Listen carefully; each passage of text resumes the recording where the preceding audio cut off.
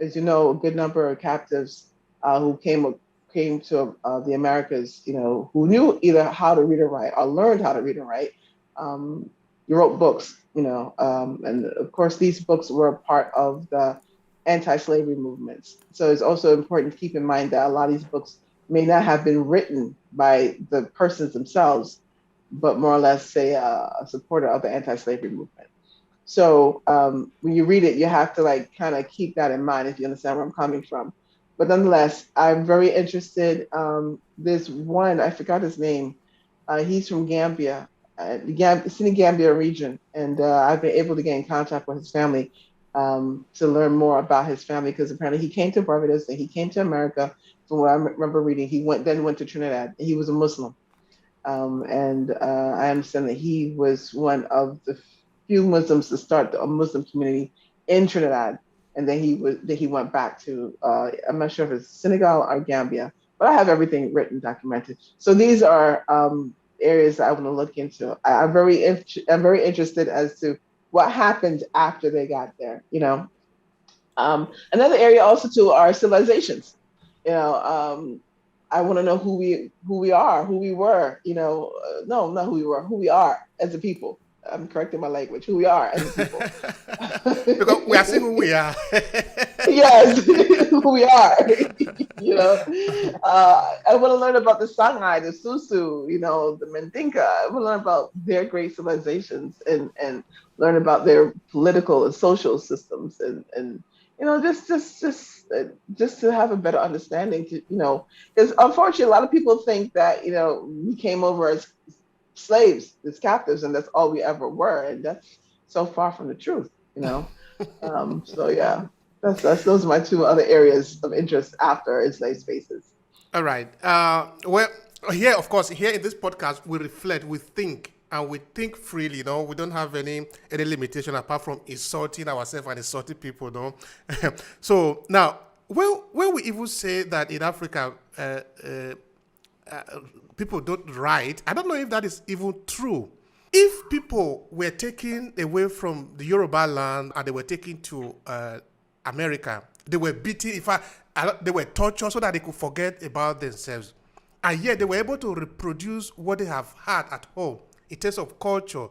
Because how did the African diaspora come to understand even the spirituality of the Yoruba people? That even people in Yoruba land some of them have even forgotten.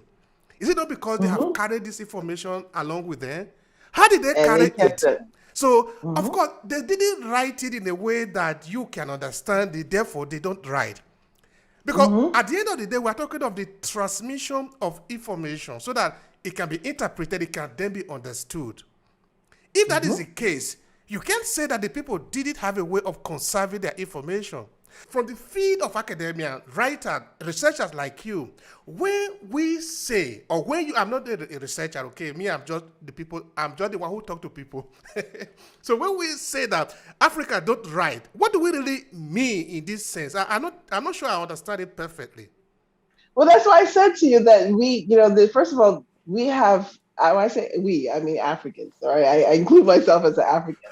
Um, we had so many different writing systems. Certain societies had different writing systems, but they might not be in the form of what you call a letter. It would be in the form of a glyph, which are symbols or are basically something that's written but it has meaning to it. I think that's the best way I can explain it.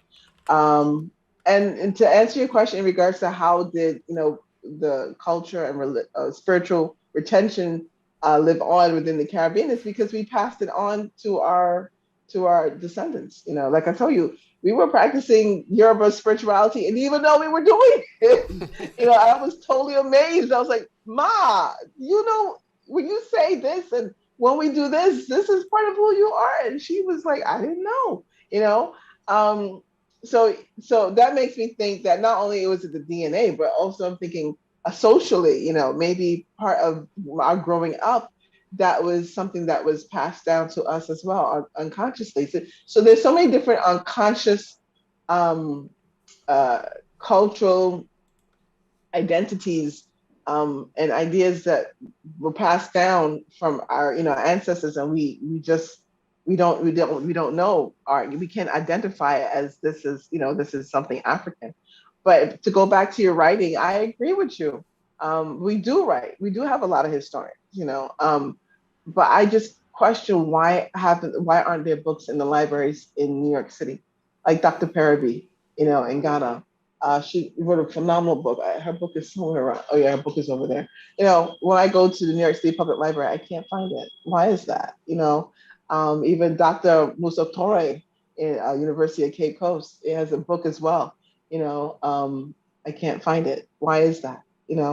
Um, I have to go to Africa to get these books and then to come back home, and to read them and get a better understanding. But you're right. We have different ways of retaining our history, and it's orally, and we pass it down from generation to generation. When I'm in Africa, I feel a sense of pride and confidence coming from Africans. And I don't know if Africans really recognize this, but I see it, that yes, we in the diaspora are proud, but there's a certain level of pride of knowing who you are that we just simply don't have, and it's the truth.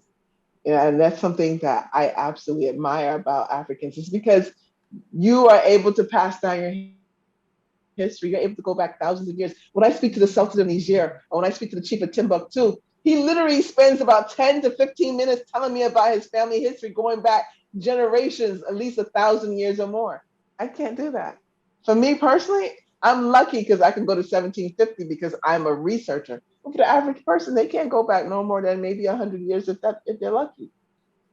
You know where I'm coming from? So Yeah. there's a certain pride and a certain confidence when you're able to pass down these histories. When I spoke to the chief of Timbuktu a couple of months ago, I could hear the pride in his voice. And he's calling these names, and he's saying, "I am the son of so and so," and he's going back 600 A.D. And I'm amazed. And it's just not with him. Like I said, the Sultan of Niger and various different not only kings or queens, but even the average person. I spoke to a friend of mine just last night who's a Fanti. I said, "Well, how far back can you go back with your history?" He says, "Oh, I can go back thousands of years." We can't do that, you know. So, yeah, All right. At the end of the day, we are in one boat. We are in one, yes, all of us, we are together. So I think even like Marcus Garvey was saying, that the African in diaspora and both the African at home, all of us, we are going to fight for the same front, because uh, I think Dr. Henry Clark was also saying the same thing, that you need to remember that when they took away Africans, they didn't took away Barbados or Brasilia or the African America. They took away Africans. So you must yes, understand that you are a people. Okay, first of all, we are also peoples, but we are a people. We are a group of people who are being given a certain treatment because we are a group of people. So we must hmm take advantage of that too and begin to reinforce our line.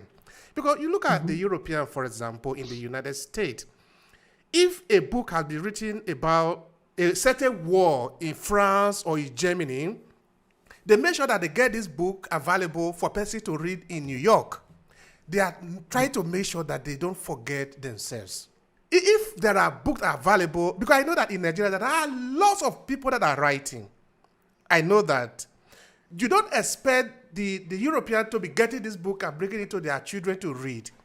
It is our hmm duty now as Africans in the diaspora to make sure that we are looking for a way to connect all of us wherever we are. You don't have money, but can you sing? Sing. You don't need to be a millionaire to be singing now. You cannot sing, you hmm can write? Write. You don't need to sing to write. You cannot hmm write, you can talk to people, talk. You know, all hmm of us have different possibility of making sure that the line is not broken. Because what we hmm need is to be able to connect from thousands of generations. Because when we can do this, then we can be proud. When somebody come in front of you and start telling you that you are this, you are that, no, I'm not that. I know where I'm coming from. That is hmm very, hmm very important. If we leave this work to the people in hmm Africa alone to do, they will not be able to do it because Africa is not free. If we leave it only to the people in the diaspora to Mm-hmm. do it, they cannot do it because they are not directly connected. But if the Mm-hmm. people in the diaspora and the people back home in Africa are able to do it, nothing can stop them. Because that is how I every agree. people do it. The Chinese do the same. The Japanese do the same. The Europeans do the same. So Yes, we yes. cannot expect other people to do this job for us. It is our job. How do we Mm-hmm. succeed in it? That is the question. Hmm. How do we do it succeedingly?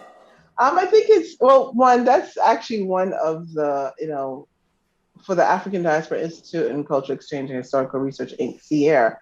That is one of our um, that's the main focus of us is to help bridge that gap, to help bring us together as one people. It's very important for us to do that. But outside of that, it takes understanding. It takes, one of the things that I am amazed by, and it still amazes me actually. When I get into a cab, or sometimes when I meet someone, well, it probably happens in a cab because I have time to talk to the driver, right? Or sometimes if I'm on the train and I, speak to the person next to me and I can see the African or I hear African accent, I ask them.